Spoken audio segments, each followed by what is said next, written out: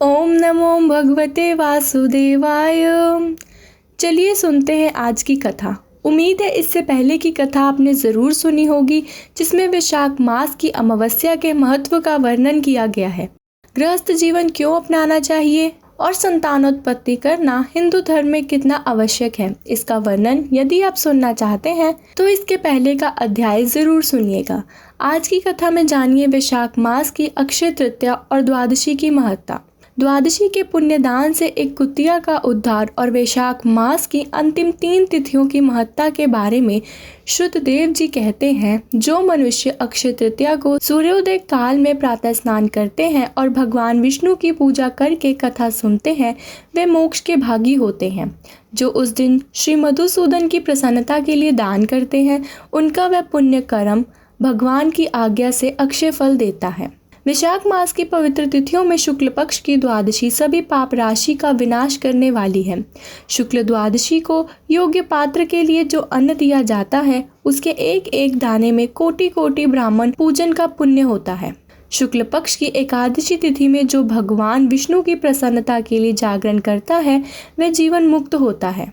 जो वैशाख की द्वादशी तिथि को तुलसी के कोमल दलों से भगवान विष्णु की पूजा करता है, वह पूरे कुल का उद्धार करके वैकुंठ लोक का अधिपति हो जाता है। जो मनुष्य त्रयोदशी तिथि को दूध, घी, शक्कर और मधु इन द्रव्यों से भगवान विष्णु की प्रसन्नता के लिए उनकी पूजा करता है और जो पंचामृत से भक्ति पूर्वक श्री हरि को स्नान कराता है, वह संपूर्ण कुलों का उद्धार करके भगवान विष्णु के लोक में प्रदर्शित होता है।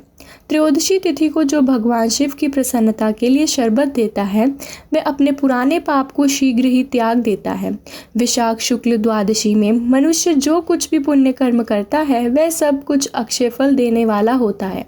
प्राचीन काल में कश्मीर देश में देवव्रत नामक एक ब्राह्मण रहते थे। उनके सुंदर रूप वाली एक कन्या थी, जो कि मालिनी के नाम से प्रसिद्ध थी। ब्राह्मण ने उस कन्या का विवाह सत्यशील नामक बुद्धिमान ब्राह्मण के साथ कर दिया। मालिनी कुमार्ग पर चलने वाली पोषचली होकर बड़ी स्वच्छता से इधर उधर रहने लगी।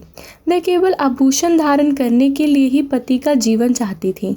ना तो वह अपने पति से प्रेम करती थी और ना ही उसका हित चाहती थी। उसी के घर में कामकाज करने के बहाने उसका उत्पत्ति भी रहा करता था। सभी जाति के मनुष्य चार के रूप में उसके यहाँ ठहरते थे। कभी भी अपने पति की आज्ञा का पालन नहीं करती थी। इसी दोष से उसके सभी अंगों में कीड़े पड़ गए। वह काल अंत और यम की तरह उसकी हड्डियों को छेदे डालते थे।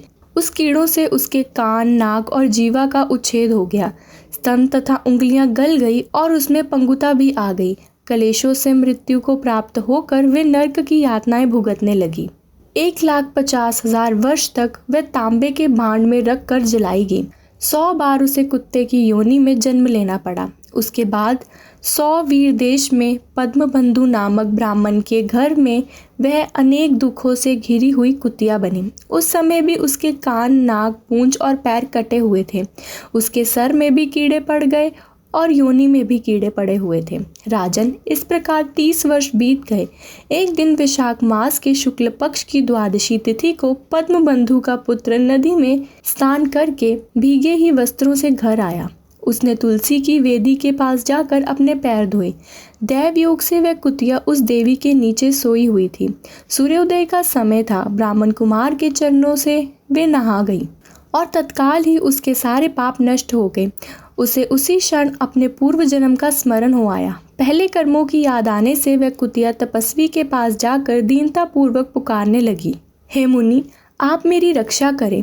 उसने परम बंधु मुनि के पुत्र से अपने पूर्व जन्म के सारे दुराचार कर्म वृतांत में कह सुनाए और कहने लगी, जो कोई भी स्त्री पति के ऊपर वशीकरण का प्रयोग करती है, वह दुराचारिणी मेरी ही तरह तांबे के पात्र में डाली जाती है। पति स्वामी है, पति गुरु है और पति उत्तम देवता है।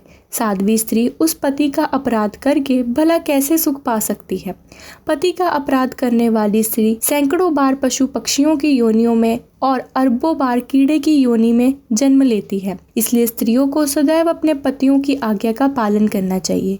ब्राह्मण, आज मैं आपकी दृष्टि के सामने आई हूँ। अगर आप मेरा उद्धार नहीं करेंगे तो फिर से मुझे इस योनि का दर्शन करना पड़ेगा। इसलिए हे मुनिवर, मुझ पापचारिणी को वैशाख शुक्ल पक्ष में अपना पुण्य प्रदान करके उबार ले। आपने जो पुण्य की वृद्धि करने वाली द्वादशी की है, उसमें स्नान दान और अन्न का भोजन कराने से जो पुण्य हुआ है, उससे मेरा भी उद्धार हो जाएगा। हे मुनिवर, मुझ दुखिया के प्रति दया कीजिए। आपके स्वामी नारायण जनार्दन दीनों के रक्षक हैं, उनके भक्त भी उन्हीं के समान होते हैं। मैं आपके दरवाजे पर रहने वाली कुतिया हूँ, मेरा उद्धार कीजिए, मैं आपको नमस्कार करती हूँ। उसकी बात सुनकर मुनि के पुत्र ने कहा, कुतिया, सब प्राणी अपने कर्मों के अनुसार ही दुख भोगते हैं। मुनि कुमार के ऐसा कहने पर कुतिया दुख में डूब गई। फिर उसके पिता के पास जाकर क्रंदन करती हुई बोली, हे बंधु बाबा, मैं आपके दरवाजे की कुतिया हूँ, मैंने सदा आपकी जूठन खाई है, मेरी रक्षा करो, मुझे बचा लो। ग्रस्त महात्मा के घर पर जो भी पालतू जीव रहते हैं, उनका भी उद्धार करना चाहिए। कुत्ते, कोए ये प्रतिदिन गृहस्थों के दिए हुए टुकड़े ही खाते हैं, इसलिए ये भी उनकी दया के पात्र है।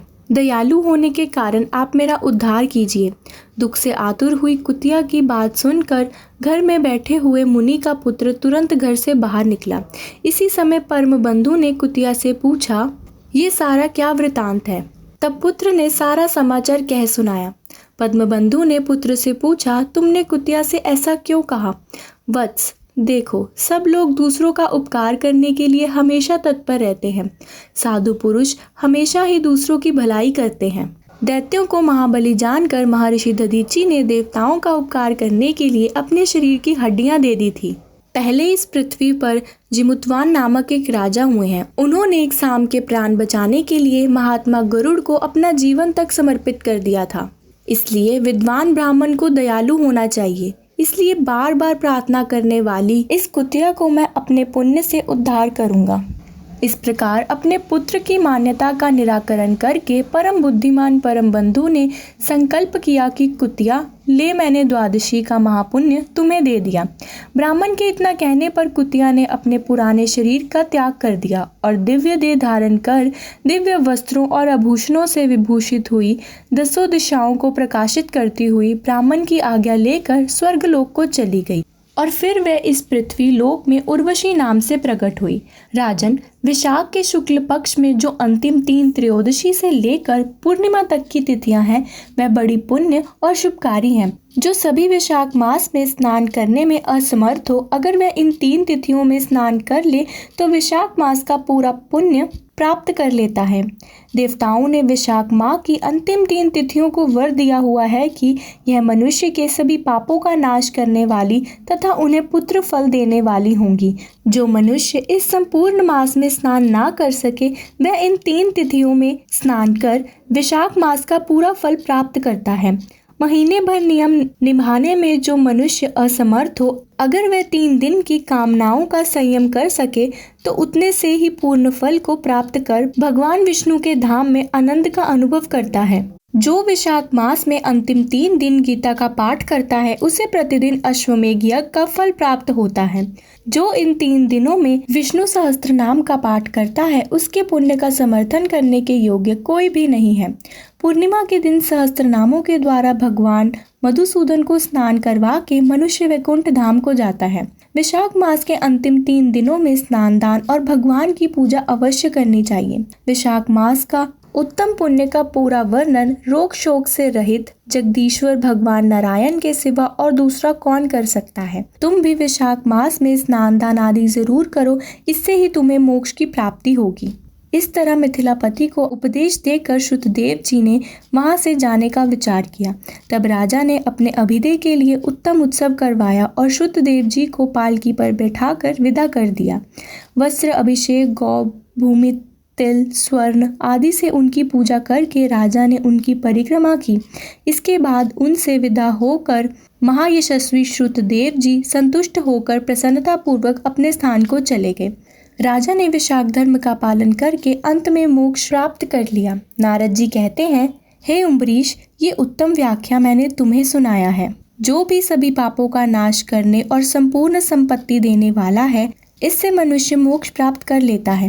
नारद जी की बात सुनकर महर्षि अम्बरीश मन ही मन बहुत प्रसन्न हुए और फिर उन्होंने मुनि को साष्टांग प्रणाम किया और उनकी पूजा की। इसके बाद उनसे विदा लेकर देवर्षि नारद जी दूसरे लोक में चले गए। क्योंकि दक्ष प्रजापति के श्राप से वे एक जगह पर नहीं ठहर सकते। जो भी इस व्याख्या को पढ़ता या सुनता है वे परम गति को प्राप्त होता है। आज का अध्याय समाप्त हुआ। आशा है आपको वीडियो अच्छा लगा होगा। अगर अच्छा लगा हो तो लाइक कमेंट शेयर ज़रूर करें और ऐसे ही हर व्रत और त्यौहार के बारे में जानने के लिए अपने प्रिय कथा सरिता चैनल को ज़रूर सब्सक्राइब करें। ओम नमो भगवते वासुदेवाय।